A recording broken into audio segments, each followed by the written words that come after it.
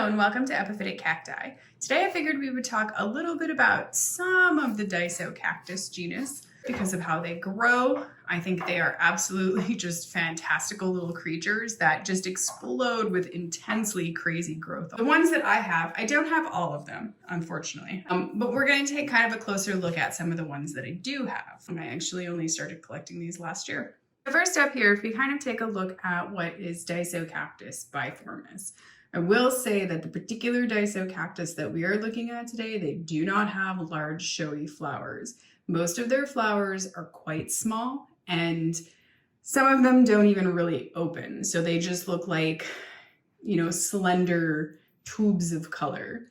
So Disocactus is also really interesting in that it was actually the genus that was kind of lumped with the more colorful sort of flowers and is used very extensively in what we call, in the United States, what we call Epiphyllum hybrids, which, I've discussed before, Epiphyllum really don't have Epiphyllum species lineage. So there's been lots of arguments over that name, but that name has been there for long enough that unfortunately sometimes it's just something that has to stay because it's so ingrained in the culture.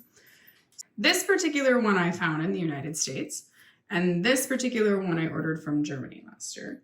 Now, I had some problems with this guy, and shortly after I got it, it just kind of like cropped up with some kind of strange sort of fungal issue type thing happening. And if we look at the stem here, you can see that something very strange sort of happened here. And it was so young that I really didn't have any other options. So what I did was I just sort of sprayed it with some peroxide and then some alcohol just to try to get rid of whatever was going on. And it did work. It dried up and it just kind of went away and the plant survived. It was a very small, very young plant. So, that was wonderful because it's not the easiest plant to get, even though I would say that it's the easiest Disocactus to find.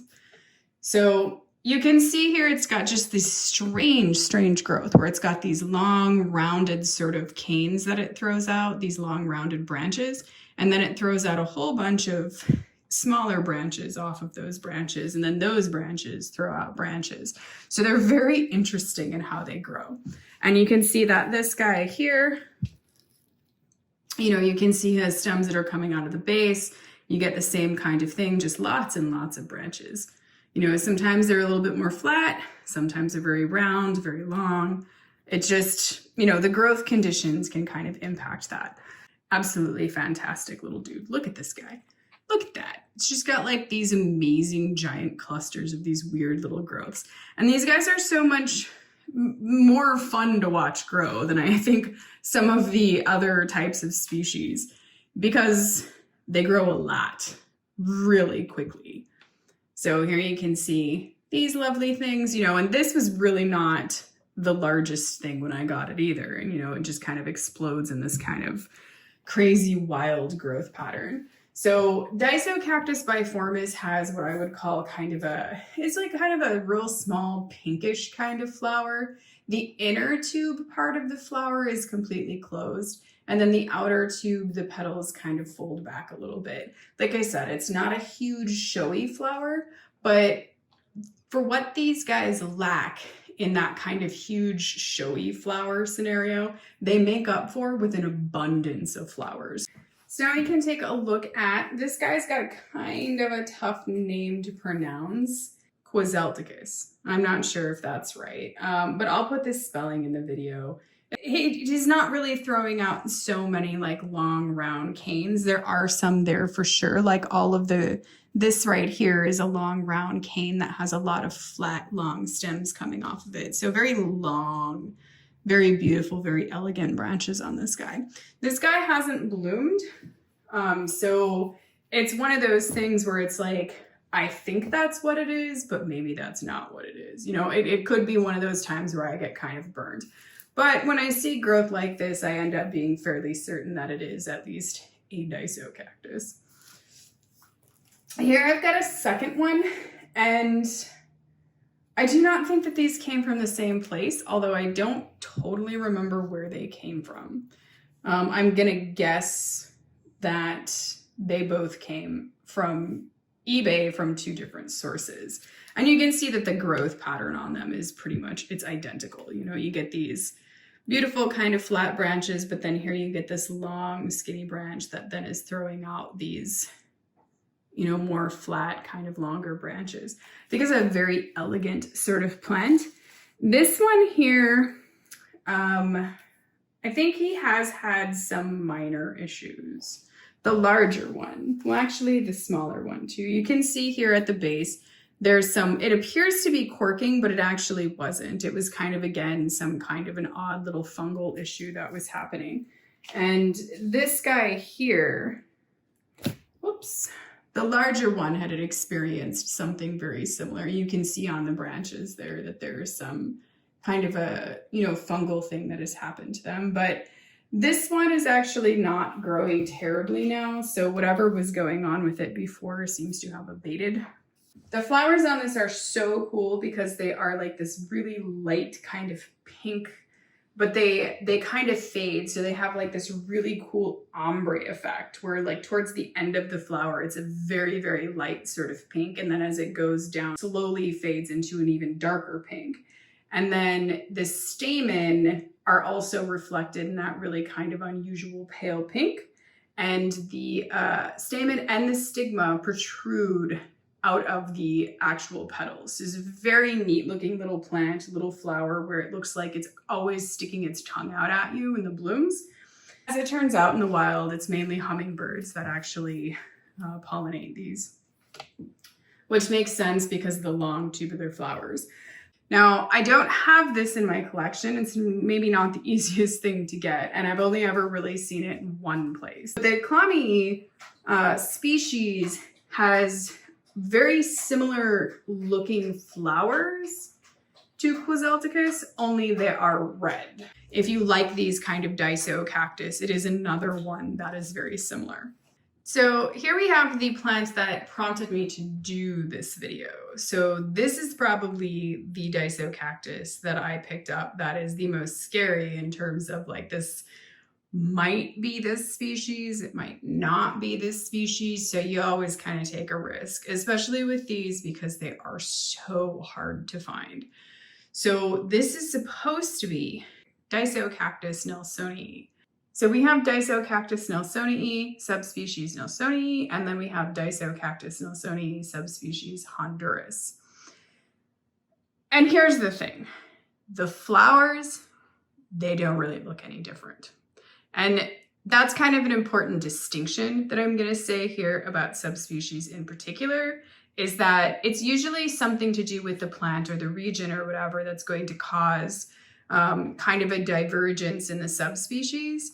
But the flowers will generally be pretty similar because the main taxonomy is going to come from the flower. You can see this guy floating around for sale quite a bit all over the place. You know, it's kind of the same thing I think that comes in out of Acclimatize, which is they are hybrids and not true species. And that becomes kind of a strange issue because you'll see something floating around out there quite a bit that it's like Disocactus nelsonii, but it's actually just it's a hybrid.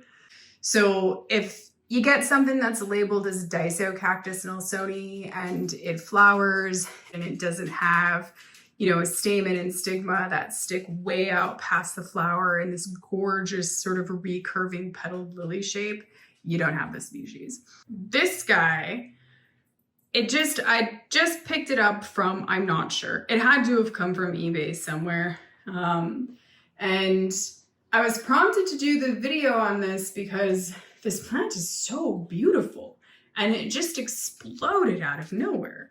So if we kind of go up here, you'll see that like these were probably kind of here before this growth. But then it all of a sudden was like, blam, I'm just gonna grow all of this just out of nowhere. And this is one of the most fantastical things to me about some of these Disocactus species is just how they explode in this kind of growth. Because I do think that sometimes these hybrids, you know, where they've got just like these great big flowers and these great big branches, they can just grow so slowly. You know, it's like worse than watching paint dry. This guy, I just think this is just so fantastically impressive. And this is all just new growth that just blew out of nowhere, that I don't even think that I noticed this guy growing. So it's just really fantastic looking dude.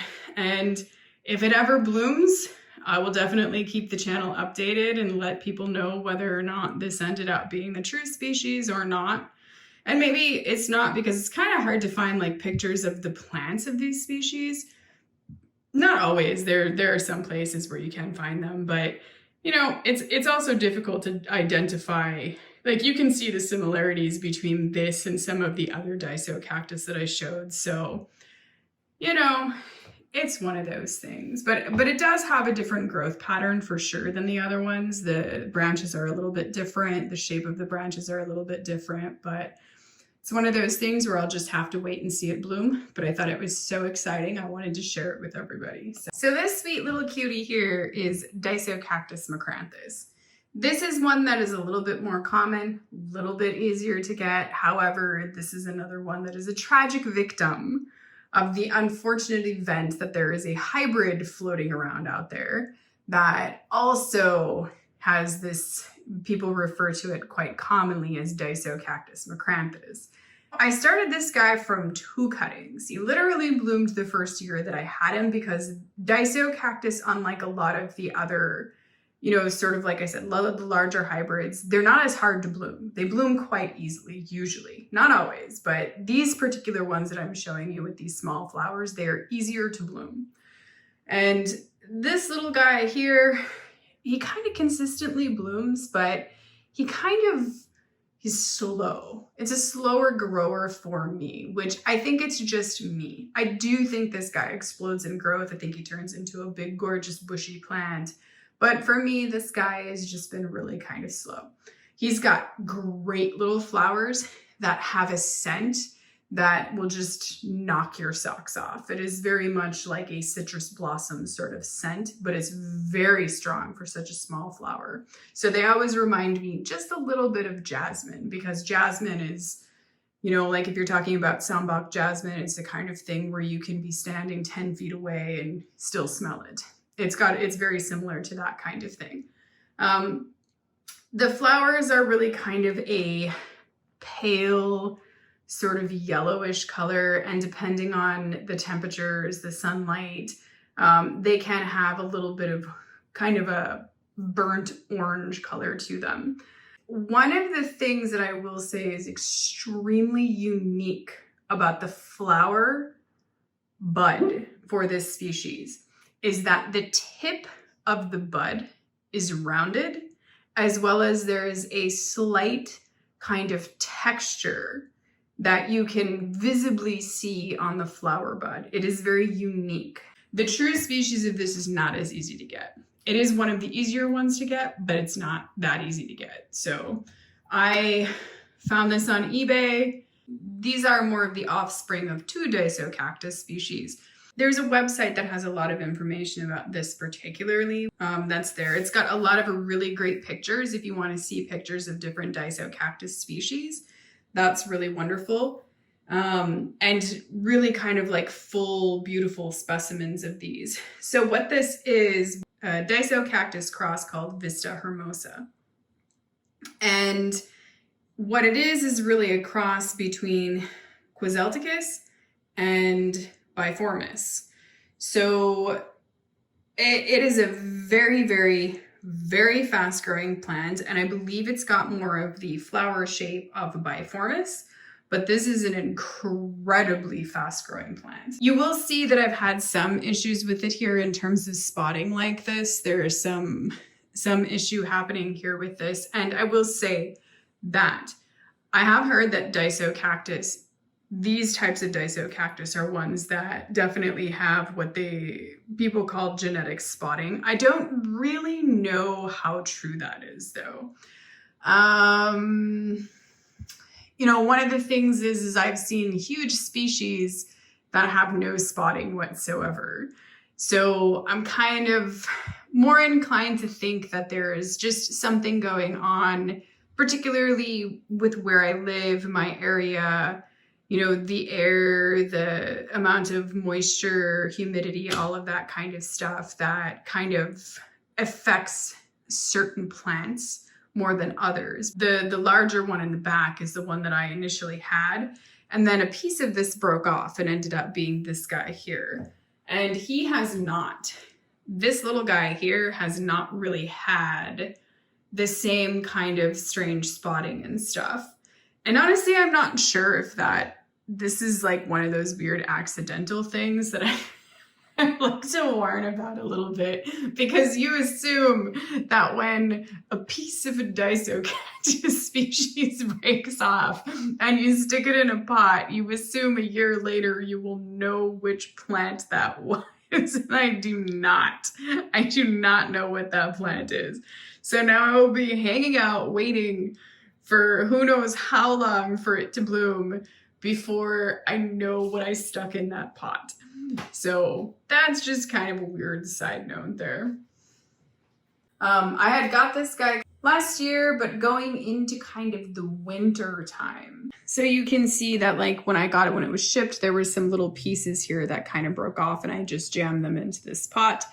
And then a year later, this is what this little guy looks like. And he's just throwing out like crazy, beautiful growth. And it's really something fantastical because it pretty much just immediately starts throwing out these like long rounded canes. I will say this about this like little spotting thing that's going on here because it is a little bit fascinating. There are hybrids that I have that have biformis, Disocactus biformis lineage, more in the direct lineage, that do this exact same thing. And there are people that grow this, you know, like in California or in other areas, you know, that have that kind of Disocactus biformis lineage that don't necessarily have that same kind of extreme spotting issue. Like maybe there's a little bit of spotting or a little bit of, you know, like unsightly things, but I don't think that it quite does this. You know, hopefully this little guy doesn't really start spotting, but he probably will, because I'm going to be honest here, is that I notice what happens is that it's not that the new growth spots, it's when the new growth starts to mature that it starts happening. And there's so much new growth here that I think it just hasn't started yet. However, like on this growth that's down here, it really hasn't started yet. But cuttings tend to do a little bit better. Like this little guy is probably always going to grow a little bit better than that guy right there. Because this guy right here, I think that he would have come from probably, my guess is he came from a greenhouse environment. You know, so he had high humidity, wonderful conditions, and then all of a sudden he's in the middle of Minnesota and is like, I don't know what to do. So then he just has these problems acclimatizing, where this guy was grown from cutting from that guy, but all of his growth would have developed in Minnesota. So if you struggle a little bit with something, it is kind of a note that perhaps if you started from cutting, you won't have the same struggles. These Disocactus, I don't think that they're for the faint of heart, because if you can see how large this little guy got from cutting in 1 year, you can imagine how large they can actually get. So it is kind of a note that if you want to grow the Disocactus, you know, you might just be prepared for a very large plant in a very short period of time. So I hope that you've enjoyed this video on some of these really amazing growing Disocactus. Thank you for watching, and happy cacti growing.